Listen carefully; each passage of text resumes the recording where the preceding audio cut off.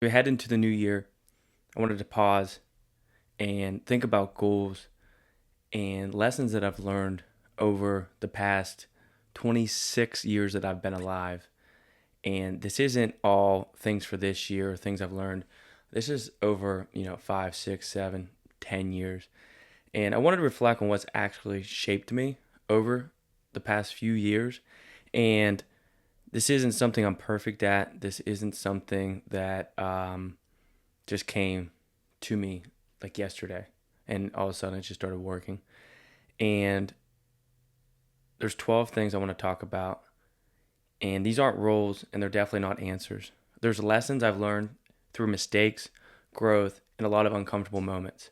And yes, if it looks like I'm looking down at a screen, I have taken time to think about these, written them down, and I'm going to try to add as much value to this podcast and for you listeners that I possibly can. Um, because I'm still working on them, and they've helped me become better, think about life differently, and shape me to who I am today. One of the big things this past year was I wanted to start a podcast, and obviously I'm doing that. And over the years that I've talked to people, not in podcasts, before I started to realize I enjoy that. And that was the main reason I wanted to start this podcast. I enjoy talking to people and learning from people. One of the other names I thought of when creating this podcast was something to do with mentors. Because with mentors, you can skip years of life wasted learning how to do things because they've already done it.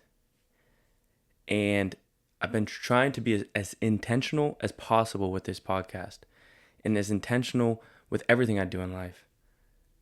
Because we're not making it out of this game alive. This game of life. Something that I've heard from, I believe it was Alex Hormozy, was you're not making it out of this game alive. And again, for me, that is something that sometimes I forget about. Like, we all are going to die, but we don't live our life like that. Go for it. Stop waiting. Stop playing it safe. Because what are you waiting for? We are not promised tomorrow. And I know if you follow me on my Instagram, TikTok, I talk about this stuff because sometimes I forget about it. And not only are these things to try to help you, but like I said, they are still currently helping me. And most people live life like it's a practice run, like they're going to get a second chance. But there isn't one. You don't need more certainty. You need more courage. And something I was thinking about when I picked this as the first thing to talk about was so many people play life safe. And I do it all the time. But in this new chapter of 2026, I want to take more chances because you're not making it out alive. We are going to die.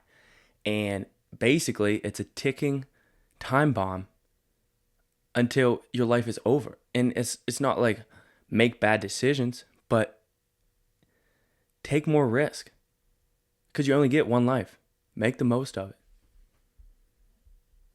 No one is coming to save you.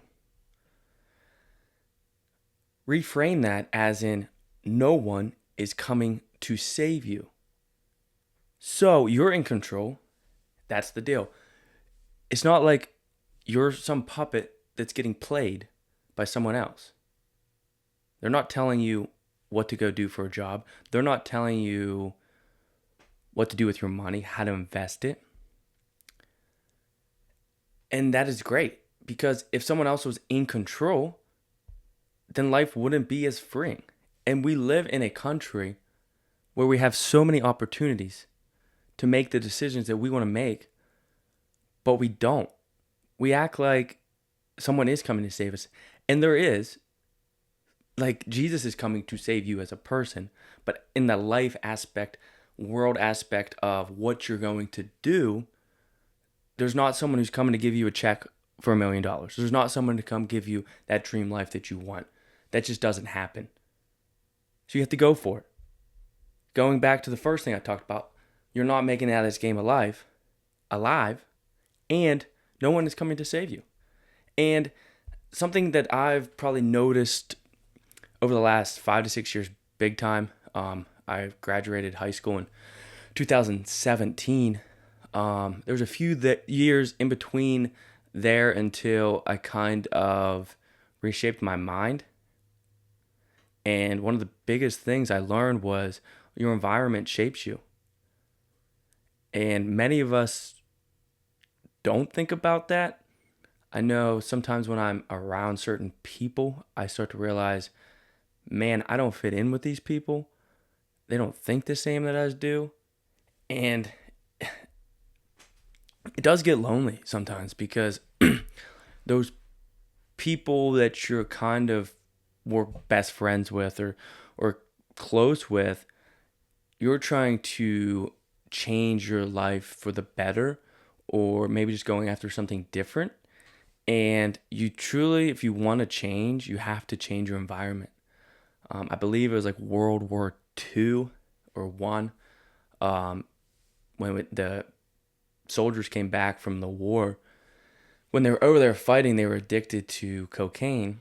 And when they came back over here to the United States, none of them were addicted to cocaine or meth. It was one of those drugs. I don't remember. And I believe a psychologist kind of figured out that to change your environment, that is what got them to not be addicted. They were out of the same routine that they were doing. They weren't around the same kind of people, the same kind of stress. So if you are trying to change your environment, don't just think of where you live, your friends, what you're watching on TV, what kind of music you're listening to, because your inputs become your thoughts become your actions, and your actions quietly decide your life. If you don't like who you're becoming, look at what you are surrounded by. There's a quote that I like. You don't rise to the level of your goals, you fall to the level of your environment. Because what you surround yourself with isn't just a friend. It's literally everything you do from the time you wake up until the time that you go to bed. Don't let comfort control your decisions. That is my thing for year 2026. So many of the things that I do come out of comfort. And it's one of the reasons I run. Sometimes when I tell people I'm doing a marathon, or I run pretty much every other day right now because I'm out in a prep, and people are like, "Oh, if only I liked running." And I'm like, "Dude, girl, whatever. I hate running." And I really don't like saying the word hate because I don't hate anything that bad, I guess. But it's most days it's not enjoyable to get up, put on the running shoes, and go get after it. And I think people overlook that. It's just easy for me, or I want to go do it. But that's just one aspect, because comfort keeps you safe and growth lives everywhere else.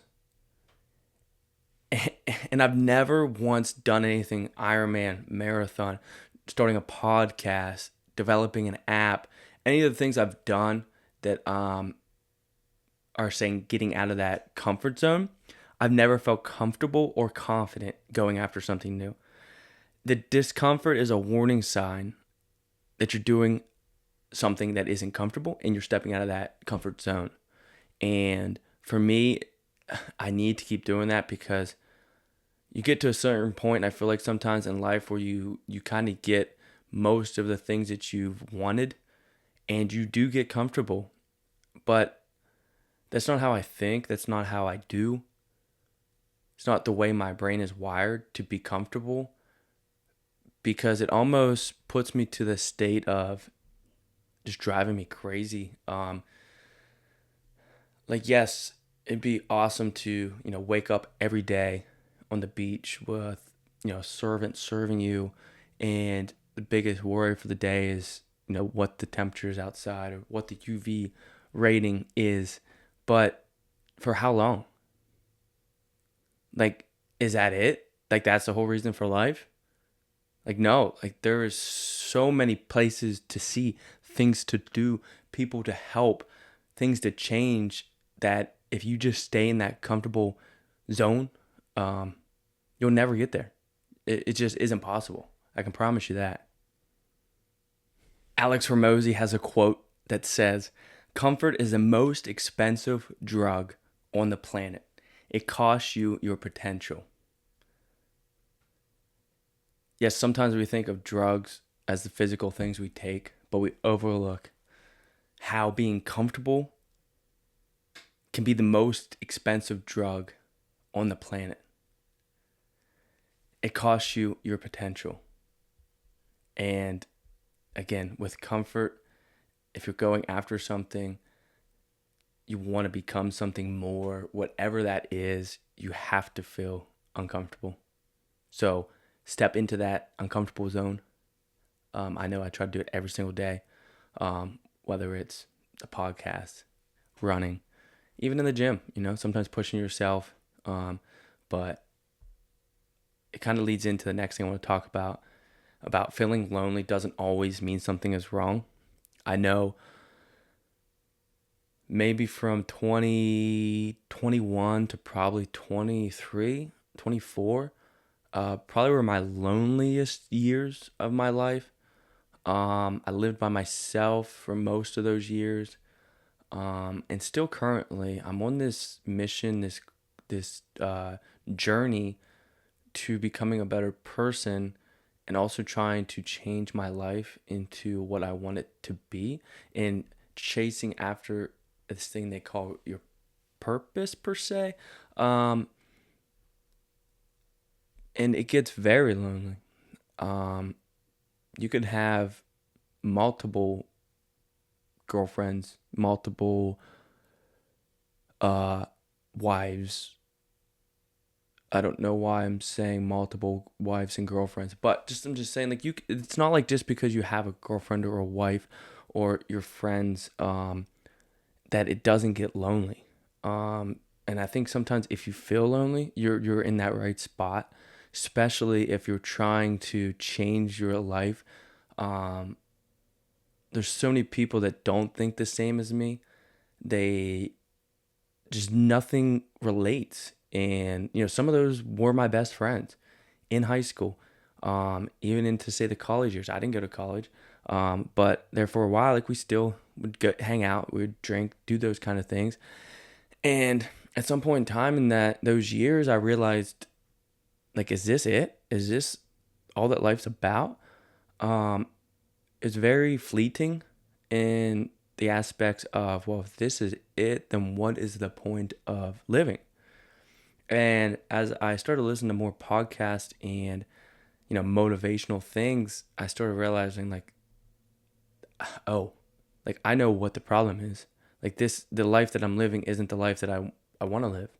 And I know a lot of people say, at least have said to me before, like, oh, that's a dream life, or um it's really hard to do. Like, that's a lot of work. And I'm like, I know.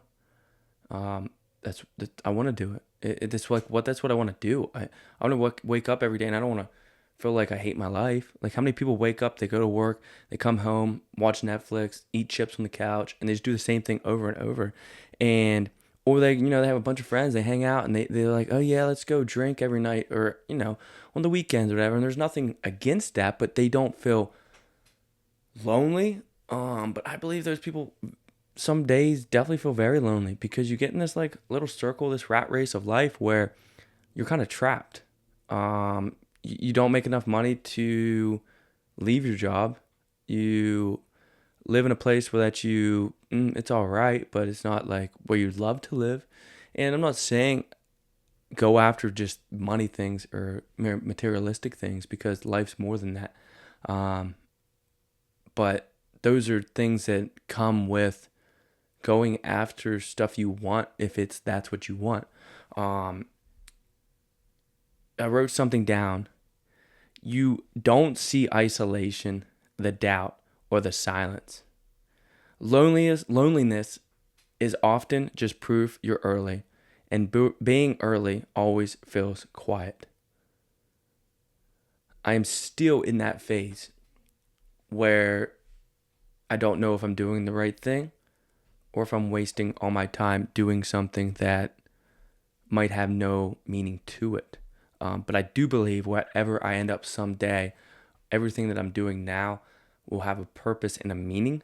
And this loneliness could mean I'm early to something, as in, it's setting me up for that future thing.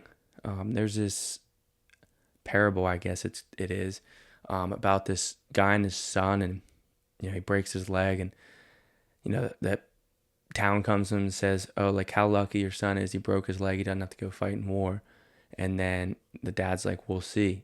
And then something else happens, and his son, because he has a broken leg, he can't do something out, and basically he just keeps saying, "We'll see," because in every situation, we will see. It could be a positive or a negative. And sometimes when it looks like a negative, it could become a positive, or vice versa. But don't look at every situation that's bad and think this is the end. This is it. Like, can't get better than this, because it can. Next thing I wrote down was outwork your self-doubt. Do the work. Alex Hormozy talks about this a lot, about doing the work. And so many people see people living their dream life, doing what they want to do, having what they want, and they say, "Oh, it must be nice," or "Oh, how lucky. It must be so nice and to be doing what they're doing, or have those cars, or you know basically living their dream life." And for you to call them lucky, you've never seen the years that they put in before that. You see them when they're living that dream life, or promoting that life that they live now. But there were so many years, so many dark days, so many quiet nights, dark nights, that they've spent, and then for you to say, "Oh, it must be nice," or how lucky they are. And for me, it's like, luck is just consistency viewed from the outside. Confidence comes after proof, not before. So many times you hear people say things, especially like in the journey or the part I'm in life, where they're like, "You're not going to make it," or "Okay, yeah, I guess we'll see." And you don't have anything yet to say, "Hey, look," and that's not really my thing to do. But I do enjoy proving people wrong, and sometimes that is the thing that motivates me. I don't think it should be the only thing that motivates you, because you'll get to the point in life where you accomplish things. Because I've accomplished some things, but not everything, and you come to realize they don't even care. So you don't want to work your whole life trying to accomplish something to prove someone wrong, and then you get there and you're like, look, and it just feels empty because that person forgot they even said that, or doesn't even mean anything to them. Confidence isn't built by thinking; it's built by keeping promises to yourself. And this goes back to, running. I'm a big fitness person. Working out, even just doing your small little things that you write down, say in your journal, or for your yearly plan, to do it.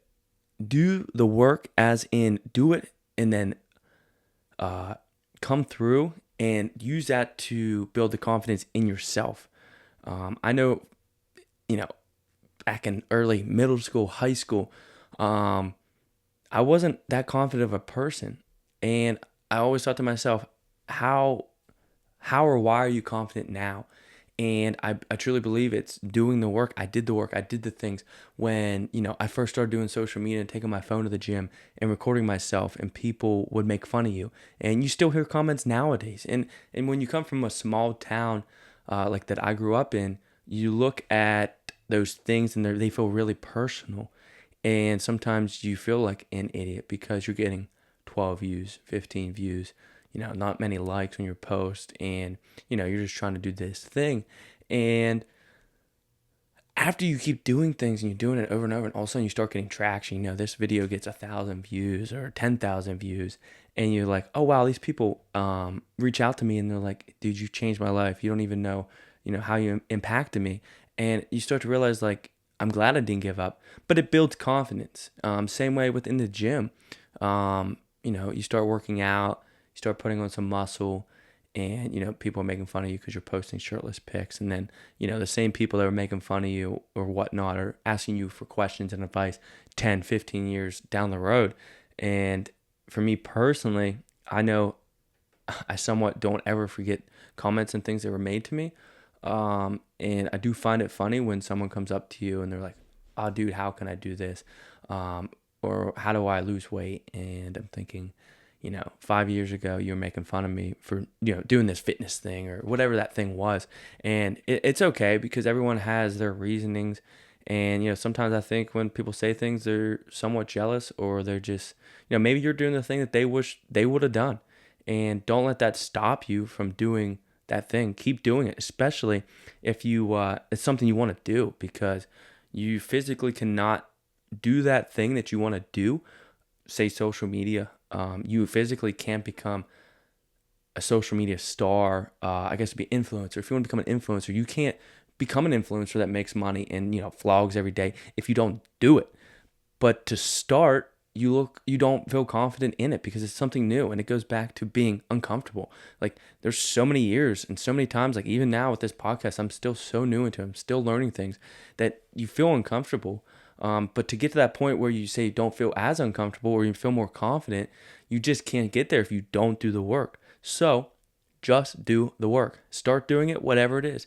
Pick the phone up, start recording a video. You don't have to look like amazing. You don't have to have the best editing skills. Just post, and then use that and learn from that stuff. Because if you never post and you wait until you have that one perfect picture or video, you would have learned quicker if you just kept posting and seeing what the audience wants, or how they're engaging with the content that you're making, and basically seeing if they even care what you have to say.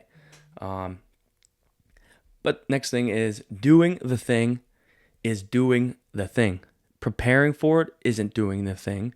Planning for it isn't doing the thing. Scheduling isn't doing the thing. Clarity doesn't come from thinking. It comes from action. You don't become ready. You act, and readiness follows. Action cures fear. Thinking feeds it. You can't plan enough to execute a perfect video.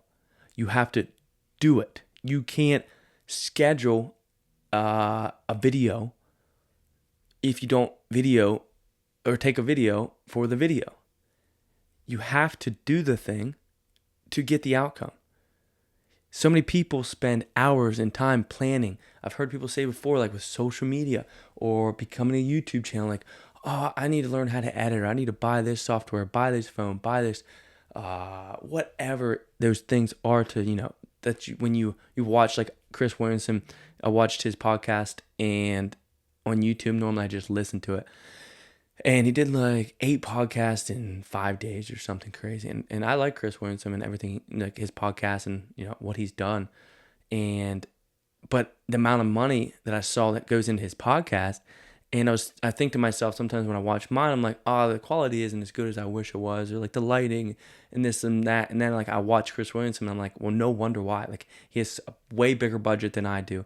He has makeup artists, camera crews that but that's he's made it though to the point where he can do that, and it's nothing against him, but I'm just saying, like, don't try to emulate or do that thing that you see that person doing that you're trying to become, or whatever that situation is.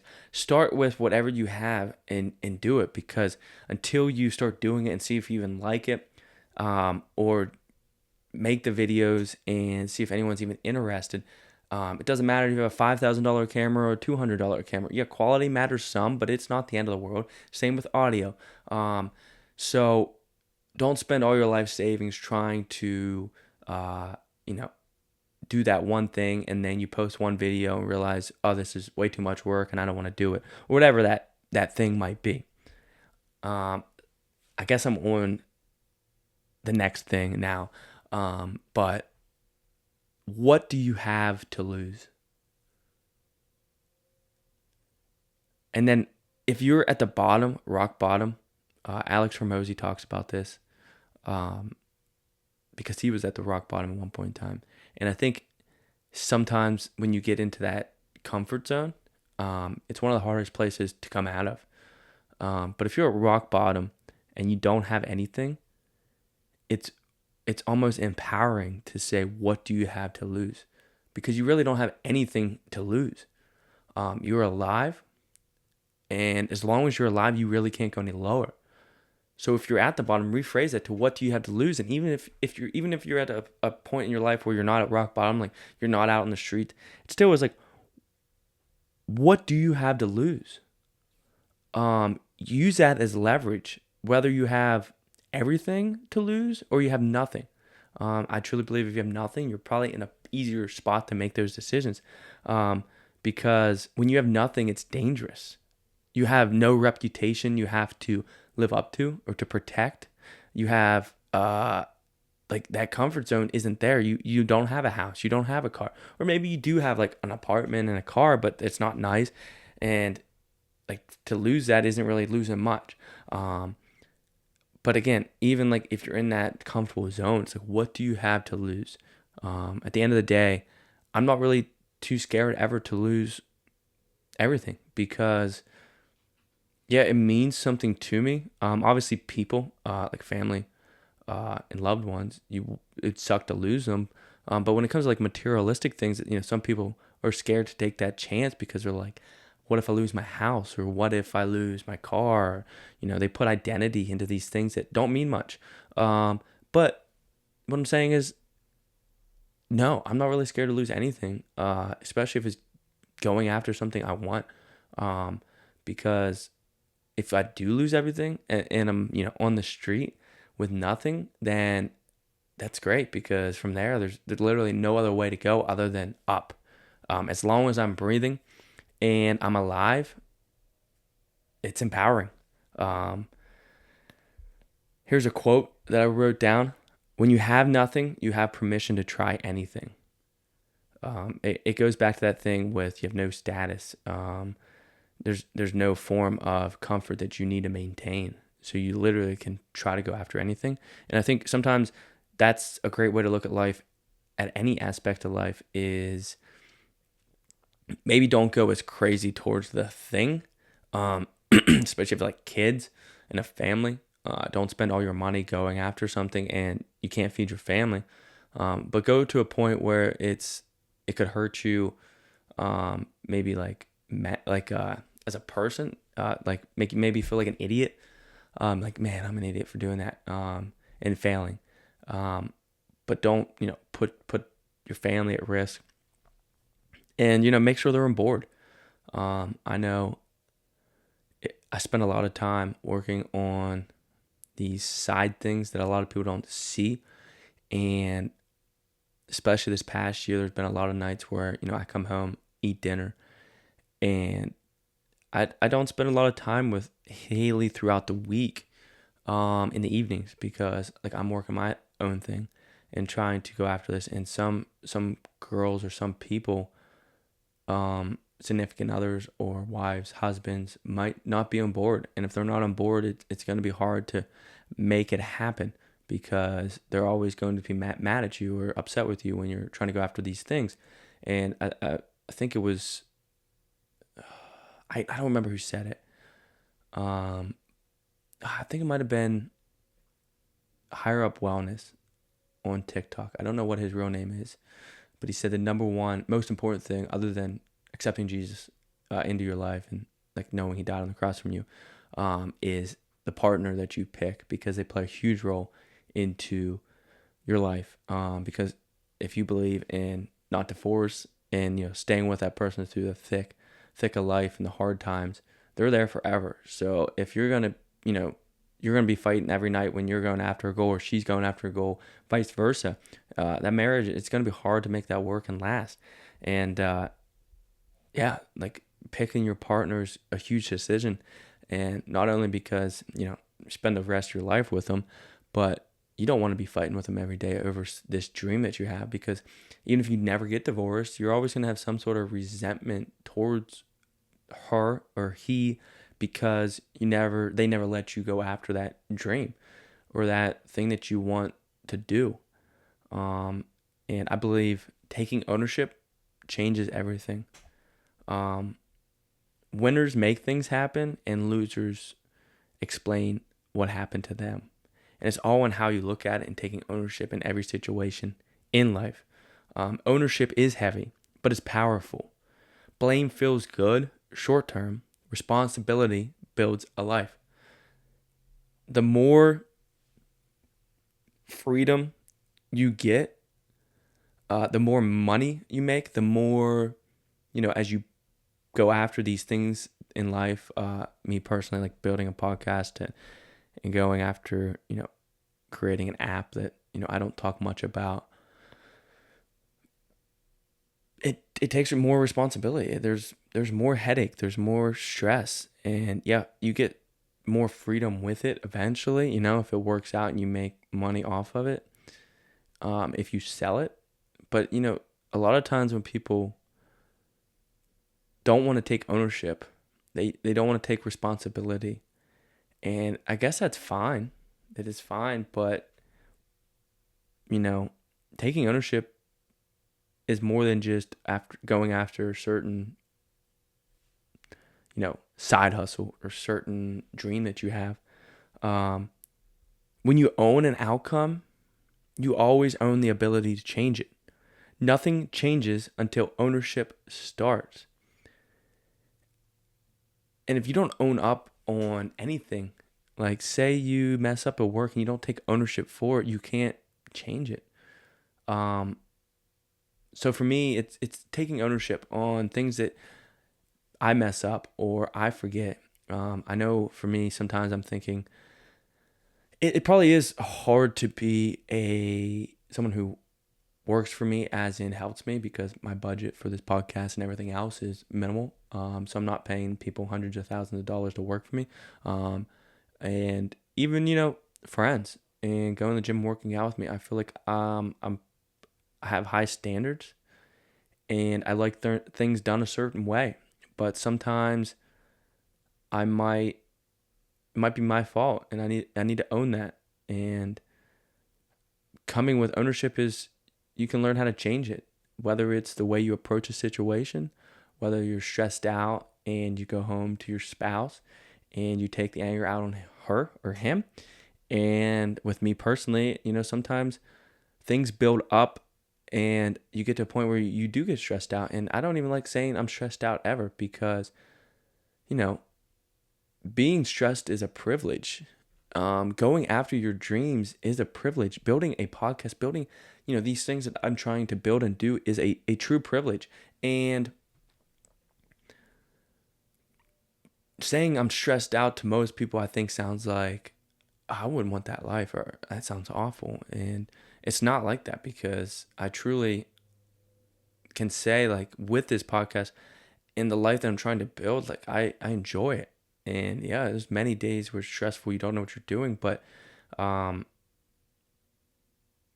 just I guess what I was saying was, with the stress and stuff, it builds up, and sometimes you might be short with people, or me personally, sometimes I get annoyed by dumb questions, and it's not like, yeah, because I truly believe there's, like, I guess no dumb question. I think you could word it better, but just questions that, I guess, not dumb, but questions I've been asked 10,000 times by a person, or you try to help this person out, you spend time and hours trying to help someone out or do things for people, and then they don't listen or they don't do it, and it does get annoying. And sometimes I get to the point where I'm just like, I don't really want to talk to the person, I don't want to answer them, and I get short with them.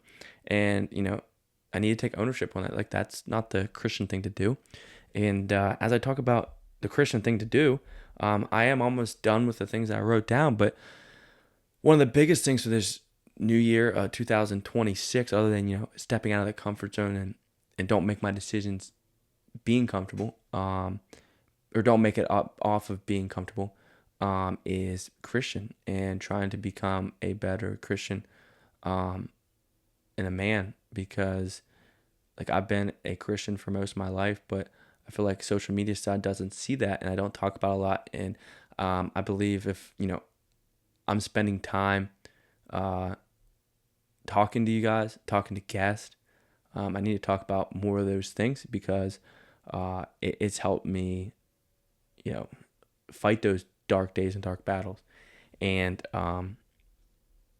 I think I talk a little bit more at this at the end. I have a Bible verse that I wrote down that I want to try to live by for the year 2026. And like I said, these aren't just things I want to live by the whole year. These are things that I've learned over the years and still I'm working on. Um, you have to root for yourself before anyone else does. Most people struggle to move alone, and that's why they fail. That's why they don't continue to go because it gets lonely. I can promise you that.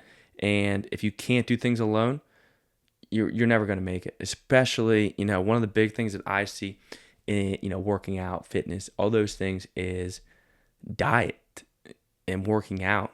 Many people can do it with their friends or do it with someone else, but when they have to show up by themselves, or they have to, they're out at a restaurant with family and friends, and they're like, should I stick to my diet? And it's so hard because they're the only one that's trying to lose weight or whatever, and they don't.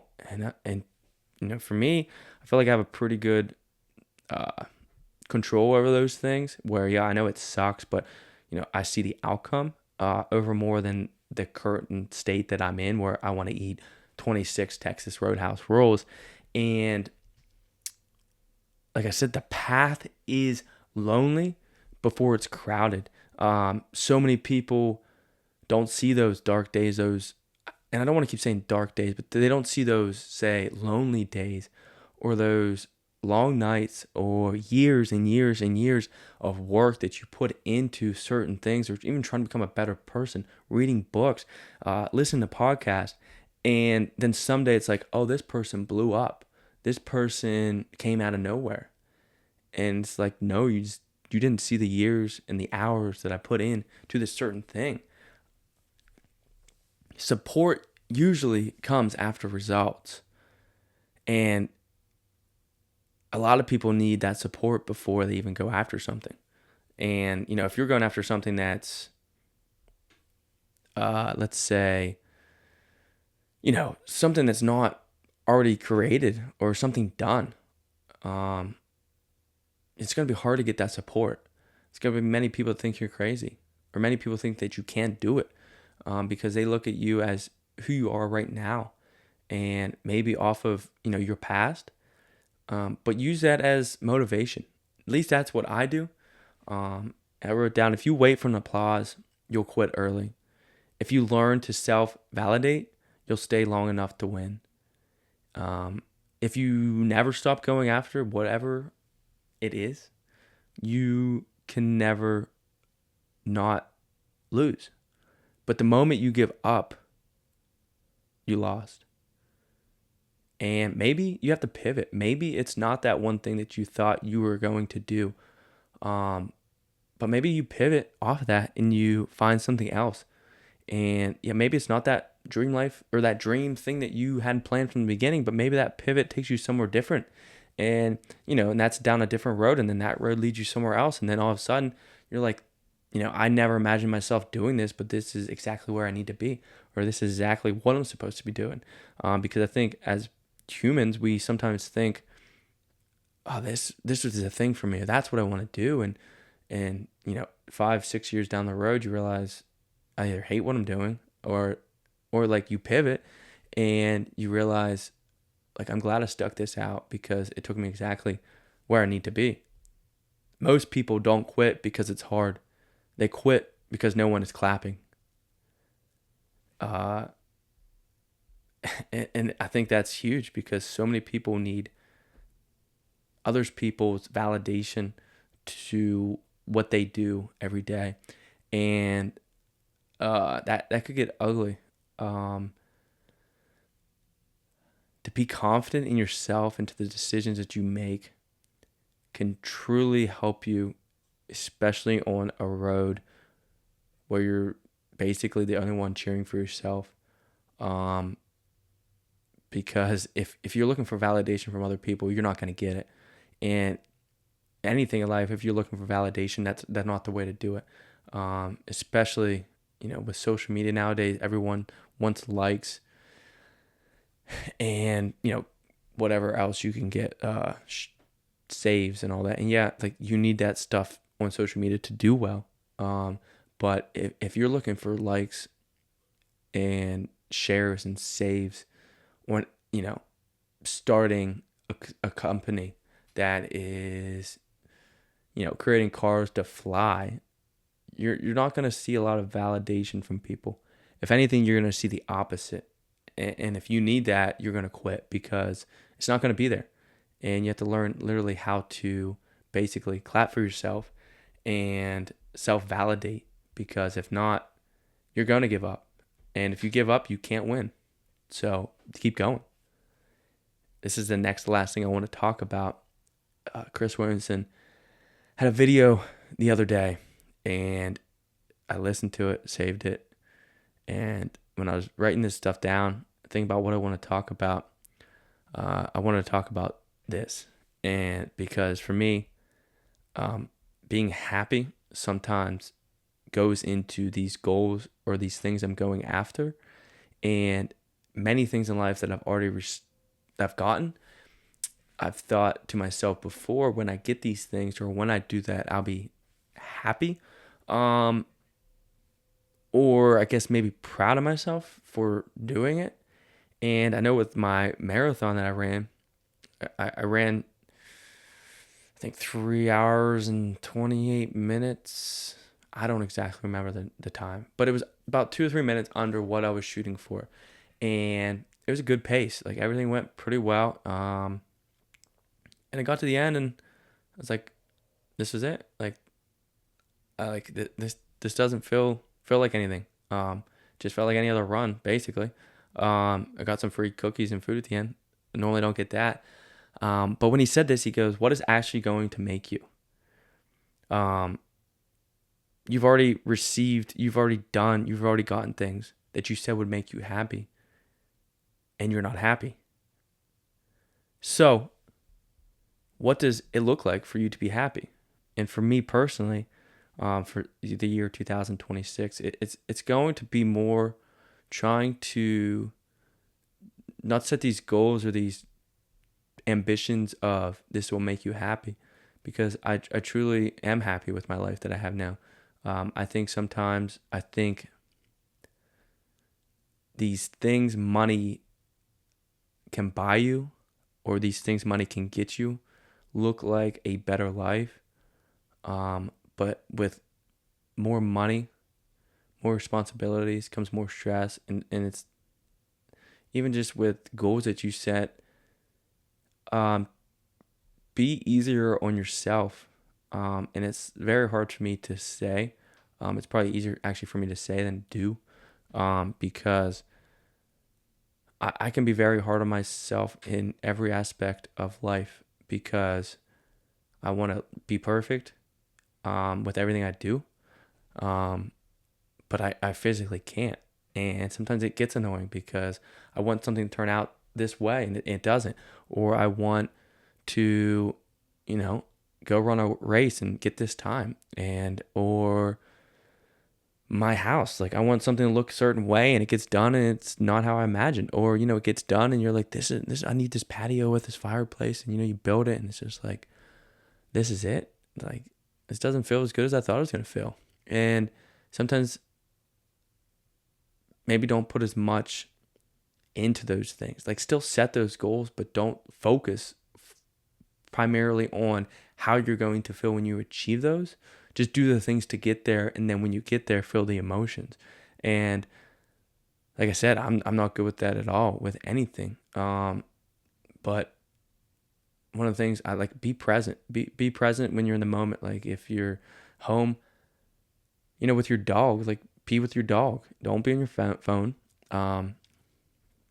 Kids, when I go hang out with my niece and nephew, I don't have any kids of my own yet, but it's like, get off your phone. Like, be with them, be present, and try to take it all in, because I think life is these little moments. And like on The Office, I forget who said it, but he's like, I wish we knew we were in the good old days when we're in them, because I believe the good old days are the days where you're in right now.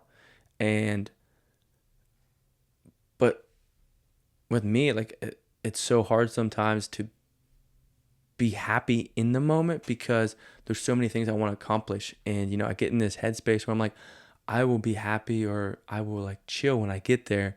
And when though? Like what all do I need to accomplish? Because I've accomplished things already, and it's not like I'm there. And it's not as much. I don't think I'm going to be happy. I just feel like there's goals that I want to reach, and until I reach those, uh it's just like keep going, like get better, keep going, work, work, work, work.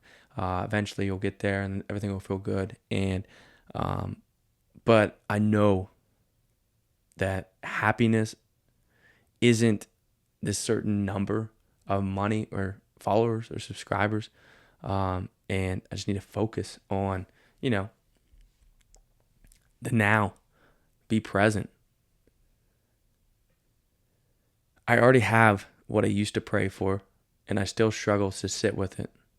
My brain keeps asking, what's next?